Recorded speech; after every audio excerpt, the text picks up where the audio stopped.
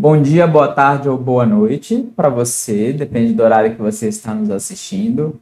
Sejam bem-vindos a mais uma aula do nosso curso de Metodologia e Redação Científica do programa de pós-graduação em Biologia de Agentes Infecciosos e Parasitários. Na última aula, nós fechamos um bloco de discussões bem interessantes sobre o método científico e algumas bases importantes que nós precisamos saber para o desenvolvimento da pesquisa científica. Na aula de hoje, nós vamos, então, iniciar as famosas dicas de redação científica. Aula 7, vão ser dicas, então, sobre o título, o resumo e a introdução do trabalho. Lembrando que a gente sempre gosta de fazer aquela recapitulação. Na última aula, a gente iniciou conversando sobre que perguntas que a ciência pode responder.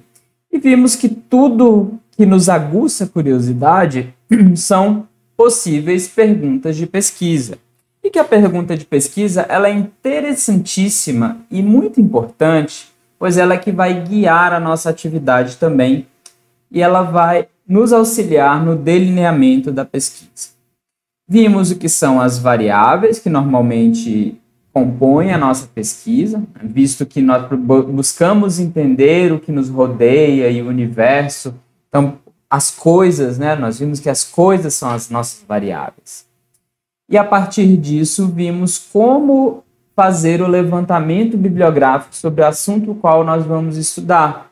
E seguindo o nosso método hipotético dedutivo, que é o que a gente mais utiliza para o desenvolvimento das nossas pesquisas, nós observamos que, após a gente fazer as nossas perguntas, a gente tem que ter um embasamento teórico para deduzir as nossas hipóteses. Então, vimos finalmente o que é essa famosa hipótese. Aí concluímos que as hipóteses, elas são conjecturas, são respostas temporárias para qualquer tipo de pergunta de pesquisa. Só que lembrem, não é uma resposta qualquer, ela tem que ser uma resposta embasada e justificada. Entendemos como é que funciona a lógica dos diferentes tipos de pesquisa científica, pesquisas de caracterização, de associação, nas quais a gente observa causa e efeito, e depois de entender essa lógica toda, dei várias dicas, então, de como redigir o objetivo da pesquisa, que é algo também super importante na atividade científica e para o delineamento das nossas atividades futuras de pesquisa e para a ciência. Na aula de hoje, nós vamos conversar, então, sobre o que tem mudado na redação científica. Como a gente vai iniciar essa discussão sobre dicas de redação científica, eu achei interessante trazer esse tópico e essa abordagem para vocês, porque muitas dessas dicas que eu vou dar para vocês a partir de hoje serão dicas baseadas especialmente em como a ciência se modificou nos últimos anos e, consequentemente, a redação científica também. A partir disso, vamos ver como construir o título do trabalho, algumas poucas dicas. Vamos ver o que é o resumo do trabalho e também algumas diquinhas que a gente tem para resumo e como escrever um resumo criativo e qual a importância de se escrever um resumo criativo. E finalizamos com algumas dicas de introdução. Vamos lá? O que tem mudado na redação científica? Eu coloquei alguns fatores aqui que modificaram bastante ao longo dos anos em relação à redação científica que os nossos orientadores, até os de vocês provavelmente, os meus também, viveram. Então, há muito tempo, há vários anos atrás, o ambiente de publicação ele era totalmente diferente. Com acesso à internet, os cientistas também aumentaram. O acesso dos cientistas aos artigos aumentou de forma vertiginosa e antigamente nossos orientadores iam para a biblioteca, puxavam aquele catálogo e saíam catando os artigos lá para poder solicitar para a bibliotecária. Então a realidade para a obtenção das informações das publicações era totalmente diferente. O número de artigos, consequentemente, que eram publicados naquela época e são publicados hoje em dia, mudou e aumentou drasticamente. E mesmo os países em que não tinham aquela tradição em ciência, ou aquelas revistas que eram pouco conhecidas, começaram a aparecer mais a partir do advento da internet. Então, antigamente, o leitor, ele corria atrás do artigo científico. Hoje em dia, a gente pode quase dizer que o artigo científico corre atrás do leitor, porque existem milhares e milhões de artigos científicos sendo publicados diariamente com esse novo ambiente de publicação. Então, não basta publicar um artigo. Ele tem que ser encontrado, ele tem que ser desejado, ele tem que ser lido e apreciado pelos seus leitores. E quem são esses leitores? Então, a gente, depois dessa mudança toda drástica na ciência com o advento da internet, surgiram mais cientistas, como eu já havia comentado, e os cientistas estão muito atrelados à computação e à internet, né? A gente está muito atrelado a isso de uma forma geral. Portanto, nós somos considerados leitores especiais. A velocidade de publicação, o excesso de informações, tem feito com que os nossos leitores se tornem cada dia mais afoitos. Então, esse excesso de informações diárias que nós recebemos fazem com que o leitor pense duas vezes em qual artigo que ele vai ler e qual artigo que ele não vai ler, visto a grande quantidade de informação que está disponível na internet. As revistas, então, meio que viraram um produto do que eu acabei de falar para vocês, desses dois itens. E hoje nós temos também as revistas online, muito mais fáceis de publicar, publicam trabalhos antes deles serem aceitos, então tem diversos fatores também que mudaram em relação às revistas. Elas começaram a publicar mais números anualmente, e isso tudo contribuiu também para todos os outros fatores que eu acabei de citar para vocês. Os artigos, então, nem se fala, mudaram bastante. Hoje em dia nós temos cores, temos o formato digital em PDF, os artigos, já tem artigos até em formato de vídeo, e nós conseguimos também publicar vídeos junto com os artigos. Em algumas revistas, a gente tem o famoso Graphical Abstract, que já foi pesquisado e mostrado várias vezes que é importante para aumentar e encorajar a navegação do leitor por aquele trabalho científico. Além disso, os artigos hoje em dia também têm a seção do material suplementar, que às vezes a gente vê também como anexo ou apêndice de um trabalho. Depende de revista para revista. O material suplementar, ele está cada vez mais comum nos artigos. Se vocês forem buscar os mais recentes, vocês vão ver. O Gilson Volpato fala até, eu achei bem interessante no livro dele, que o futuro dos artigos vai ser que eles virem artigos super curtos, de 2 ou mais 3 páginas, e o restante deles seja todo de material suplementar. Ou até mesmo um artigo em formato de vídeo. Então, esse novo formato, ele não vai afugentar os cientistas de áreas diferentes, esses artigos mais curtos, diferentes da sua especialidade, e também não frustrará o especialista, né, porque ele vai ter aquelas informações de mais fácil acesso em 2 páginas, enquanto que os detalhes poderão ser todos adicionados nos materiais suplementares dos trabalhos. Mudou bastante, né? Baseado nisso, então, a gente inicia com dicas de como escrever o título de um trabalho científico. Assim como o resto do que a gente vai falar a partir desse momento, a gente vai ver que o título de um trabalho científico, ele deve seguir todos os pressupostos da ciência e da comunicação. Ele deve ser curto, claro, conciso e tem que despertar o interesse do leitor. Se você conseguir unir tudo isso num título do artigo, você vai conseguir fazer um excelente título. Esse foi um dos trabalhos que nós publicamos recentemente, não tão recente, foi em 2018, 2019. Notem que é um título relativamente grande, tem quase 3 frases de título, mas, apesar de ser um título longo, ele é um título que instiga o nosso leitor e mostra um pouco daquilo que nós encontramos. Então, quando você puder optar, sempre curto, claro e o mais conciso possível. Outra dica bem interessante é você esquecer as regras. Vocês vão ver por aí que alguns orientadores, alguns pesquisadores e cientistas, eles impõem algumas regras do que deve conter ou não o título. Alguns dizem que tem que ter o que você fez, onde, quando e o porquê. Outros questionam, será que realmente precisa colocar o nome da espécie? Em alguns casos é preciso realmente, em outros casos não vai fazer tanta diferença. Alguns dizem que não pode incluir o verbo, outros dizem que você tem que incluir a cidade, estado, país. Então existem várias regrinhas. Para a redação científica, de uma forma geral, esqueça todas essas regrinhas.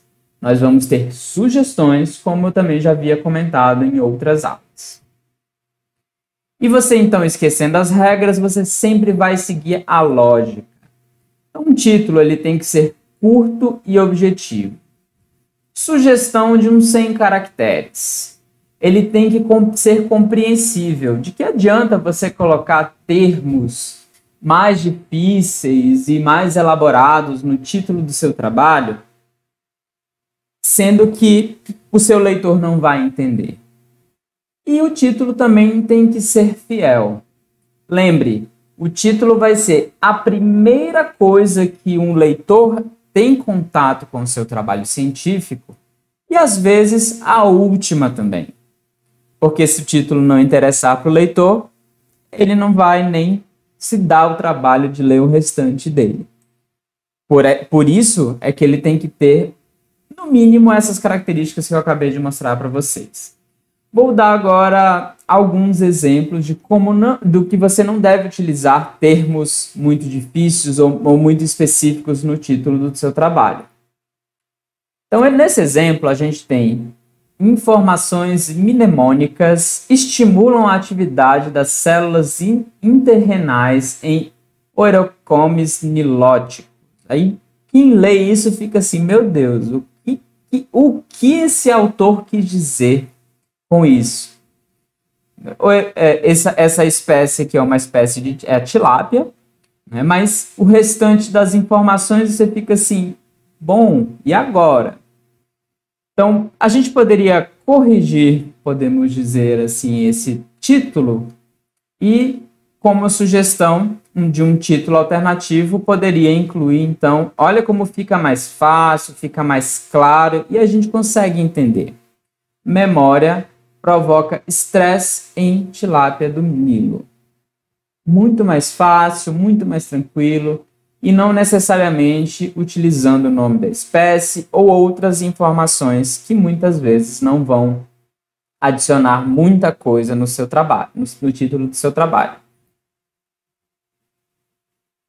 Outra dica, evite termos vazios, como, por exemplo, um estudo sobre a, em busca de, observações acerca, noções de, resultados, aspectos, dados preliminares.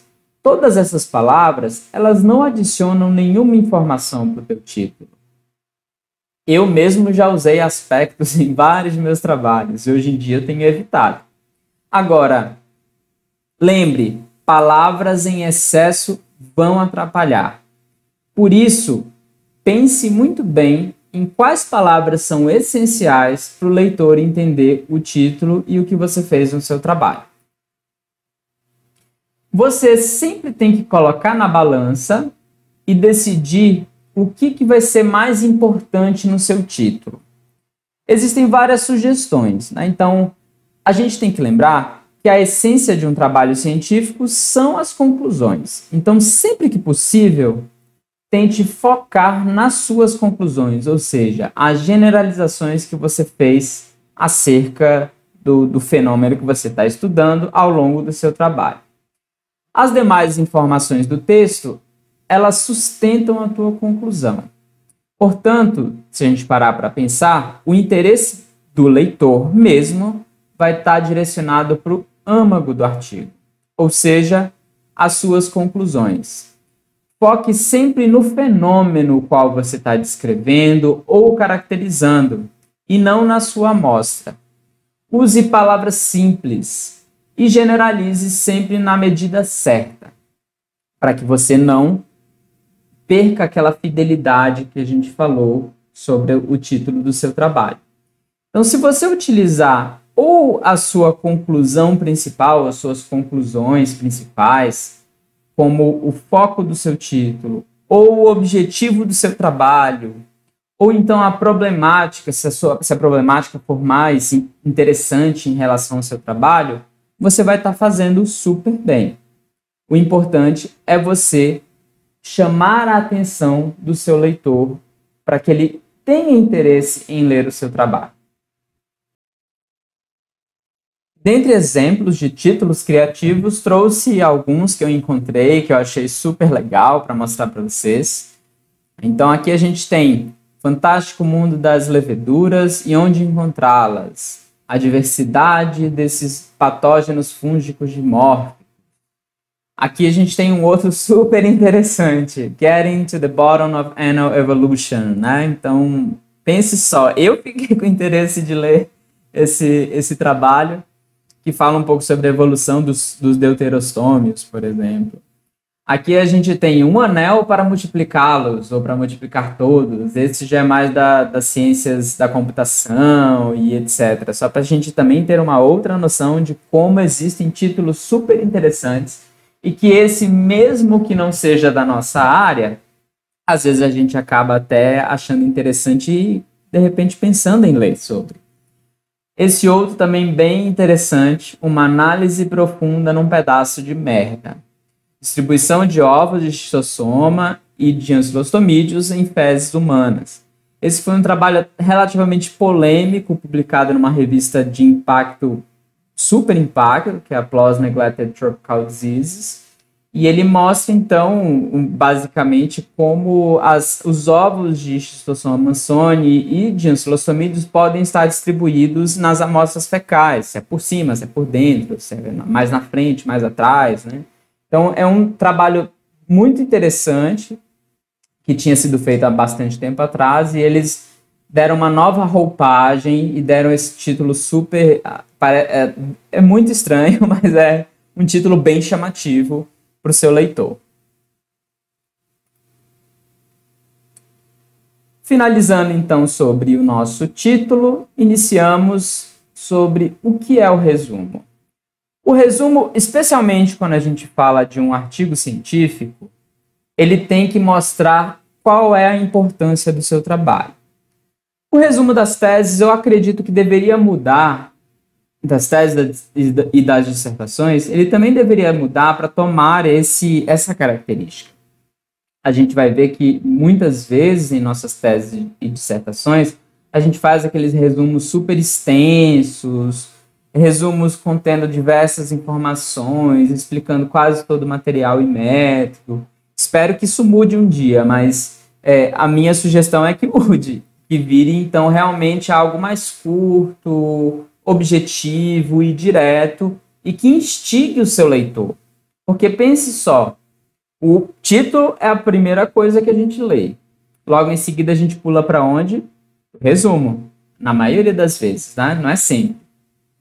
Então o resumo também tem que ser chamativo, para fazer com que o teu leitor queira ler o teu trabalho mais e entender mais sobre o que você fez. Agora, claro, existem diferentes tipos de resumo. Tem os resumos de congresso, resumo expandido.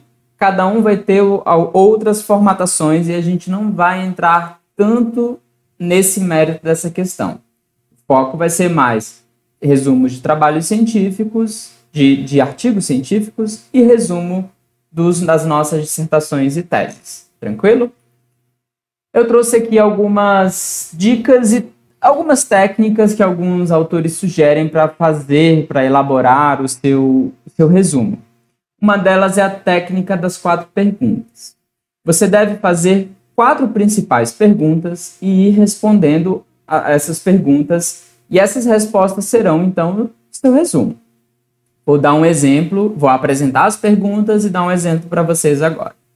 Então, a primeira pergunta, que seria a primeira frase do teu resumo, é: qual é o problema em questão? Então, aqui você deve explicitar o que de fato você pretende solucionar ou demonstrar com seu estudo. Qual é a pergunta que você vai responder com seu estudo? Um exemplo de resposta para essa primeira pergunta para um trabalho científico seria: nos últimos meses detectou-se um aumento significativo dos casos de dengue em Belém. Então, a gente está mostrando o grande problema, que é o aumento dos casos de dengue. Aí você faz a próxima pergunta: por que isso é um problema? E responde. O que você tem que responder nessa pergunta? Você tem que apresentar as justificativas da importância desse seu problema. Então, você vai dar um contexto para que o leitor entenda essa tua pergunta. Vamos ver como, seguindo o nosso exemplo, como ficaria isso? Então, continuando o nosso resumo, nos últimos meses detectou-se um aumento significativo dos casos de dengue em Belém.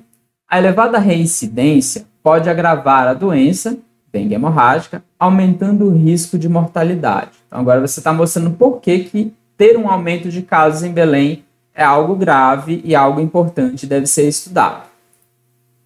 A terceira pergunta é: qual a contribuição do seu trabalho? O que você encontrou através do seu estudo? O que está sendo relacionado com esse problema? Então, a gente tem mais uma resposta para isso. Então, este trabalho demonstrou que a frequência de chuva está correlacionada positivamente com o número de casos de dengue. E aí você vai, então, montando o seu resumo aos poucos. A quarta pergunta: por que essa contribuição é importante?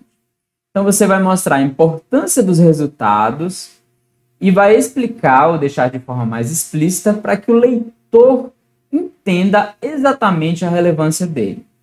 Pode ser relacionado com uma aplicação futura ou um avanço do conhecimento que você obteve durante o seu estudo. Então, vamos ver como finalizou o nosso resumo, respondendo as 4 perguntas. Nos últimos meses, detectou-se um aumento significativo de casos de dengue em Belém. A elevada reincidência da dengue pode agravar a doença, dengue hemorrágica, aumentando o risco de mortalidade. Este trabalho demonstrou que a frequência da chuva está correlacionada positivamente com o aumento do número de casos de dengue. Os dados encontrados no presente trabalho possibilitarão o planejamento de estratégias de prevenção da epidemia de dengue, baseando-se na intensificação do período de chuva. Então, você tem um resumo que apresenta sua problemática, apresenta seus principais resultados, e ele também conclui até com algumas futuras aplicações do trabalho, fazendo com que o leitor se interesse um pouco mais pelo resumo e pelo seu trabalho também. Geralmente, o que a gente vê na maioria dos trabalhos científicos em relação ao resumo? A gente vê que o resumo nada mais é do que uma miniatura do seu artigo científico ou do seu trabalho de uma forma geral. Eu fiz uma brincadeira aqui, né? Coloquei: olha, oi, eu sou o seu artigo. Tem a introdução, tem o material e métodos, tem resultados e tem a discussão. E aqui eu coloco: oi, eu sou o seu resumo. É um artigo menorzinho, no qual muitos colocam um pouco sobre a justificativa do trabalho, apresentam o objetivo, um pouco do delineamento da pesquisa, os resultados e faz uma discussão. Mas a gente tem que pensar em fazer o resumo criativo.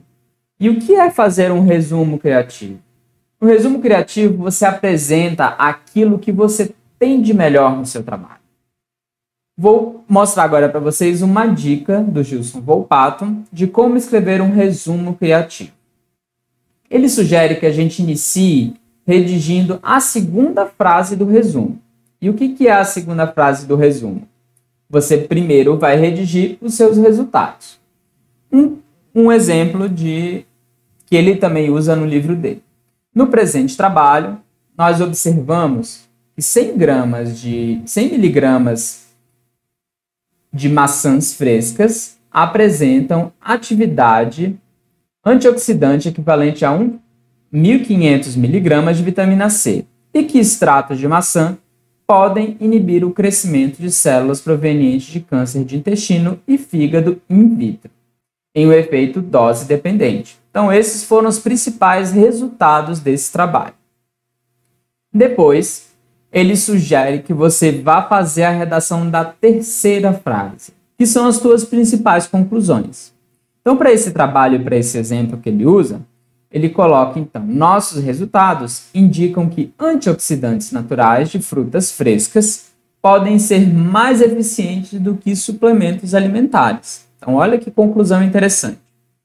E, por último, você vai escrever uma frase, que vai ser a primeira frase, que ela simplesmente tem a função de dar informações para que o leitor entenda as demais frases. Nesse exemplo, a primeira frase do trabalho, do resumo, seria: a vitamina C é usada como suplemento na dieta devido à sua capacidade antioxidante. Ele falou sobre isso nos outros parágrafos. No entanto, altas doses, 500 miligramas, podem ter ação pró-oxidante em nosso organismo. E ele então apresenta o seu resumo com as suas 3 frases e apresentando um número bem reduzido também de palavras. Então tem várias sugestões de tamanho de resumo em relação a número de palavras e número de caracteres. A gente também sempre tem que ficar atento para as normas da revista, quando a gente estiver falando dos artigos. Então, tem algumas revistas que sugerem que os artigos tenham no mínimo 100 palavras ou 200 palavras. Isso a gente também sempre tem que prestar bastante atenção. E sobre a introdução? Como escrever, então, a introdução de um trabalho científico? Eu vou me ater mais à introdução do artigo científico em si, visto que alguns professores gostam tem a sua metodologia, tem as suas ideias de como fazer a introdução de um trabalho, e isso acaba sendo um pouco particular para as dissertações e teses. Mas quando a gente fala de dissertação e tese, a gente sempre tenta começar como um funil de um assunto mais amplo e vai, então, afunilando o teu assunto até você chegar no seu tema específico, no seu objeto de pesquisa em específico, na verdade. Você começa amplo no tema até chegar no objeto. Mas quando a gente passa para o artigo científico, a gente tem que tomar alguns cuidados em relação à redação da introdução, porque ela também não deve ser uma introdução tão longa. Então, na introdução, você tem que apresentar o seu principal problema de pesquisa e contextualizar isso com o seu trabalho. Às vezes, você também pode contextualizar isso com a sua linha de pesquisa, justificando e demonstrando a importância do trabalho. Isso é o mais interessante de tudo isso na introdução. Então, dentre essas placas que eu coloquei aqui, né? Então são placas que nos guiam para a nossa introdução, que está aqui no final a cidade. Então a gente pode iniciar com uma contextualização do que você desenvolveu ou da sua linha de pesquisa, que você vem desenvolvendo já no seu laboratório, por exemplo, seguindo para a importância dessa contextualização ou dentro da contextualização você já vai incluir essa importância. E então você vem com uma frase de justificativa, ou frase de justificativa, né? Então, por que esse trabalho é importante? Porque ele foi desenvolvido e está sendo desenvolvido. E no artigo científico, a introdução finaliza com os seus objetivos. Em alguns casos, a gente também pode incluir na introdução uma pequena história de como começou seu artigo e do porquê você está desenvolvendo aquele artigo.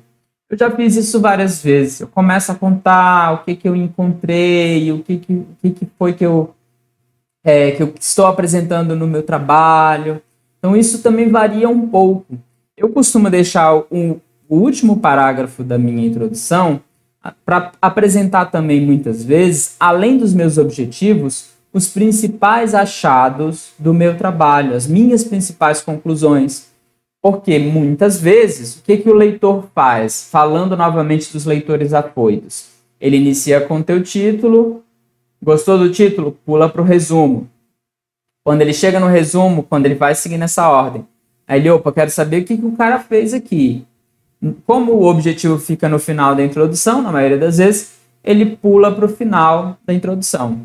E aí, naquele final da introdução, se você conta a sua história e já fala um pouco do que você encontrou no seu trabalho, das suas principais generalizações, ele já fica, opa, legal, bacana, o cara achou isso, né?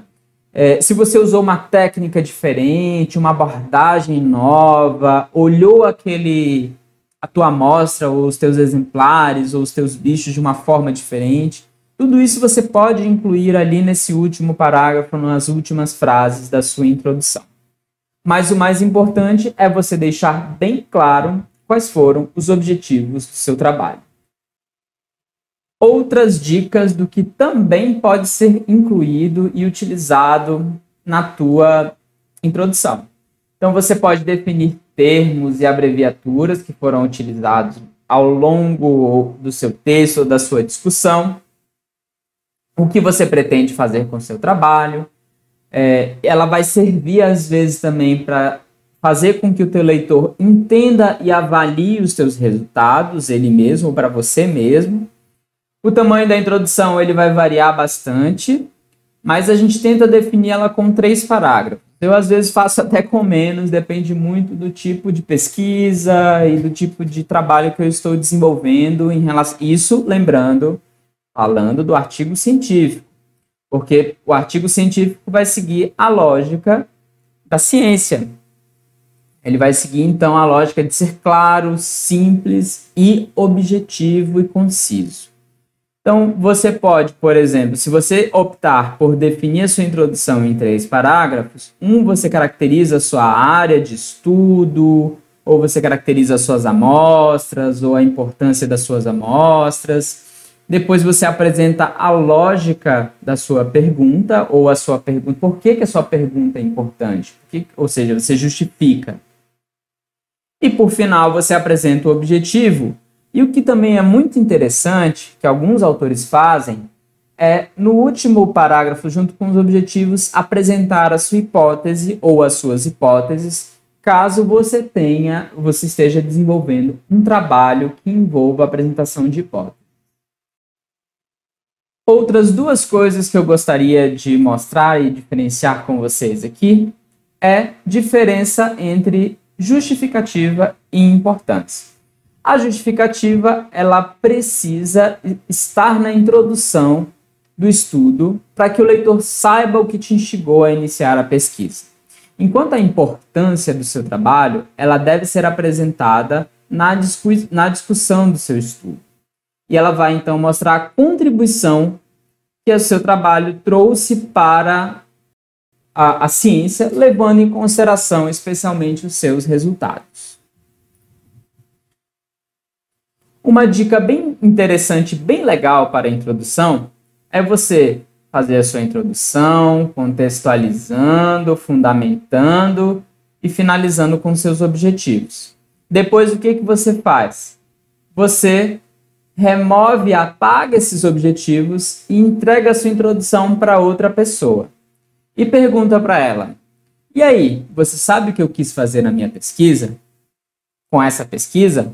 Com o meu trabalho? Se a pessoa conseguir ter uma ideia de quais foram os seus objetivos, você fez uma excelente introdução e está de parabéns. E para não esquecer, trouxe aqui aquele nosso momento final da aula de recapitulação. Vimos que a redação científica tem alterado e que necessitamos nos adequar aos nossos leitores mais afoitos. Afinal, nós queremos que as nossas ideias sejam discutidas nessa grande rede magnífica que é a ciência. Lembre que o título é o primeiro contato que o leitor tem com o seu trabalho científico e às vezes é o único, e nós falamos muito sobre isso na aula de hoje também.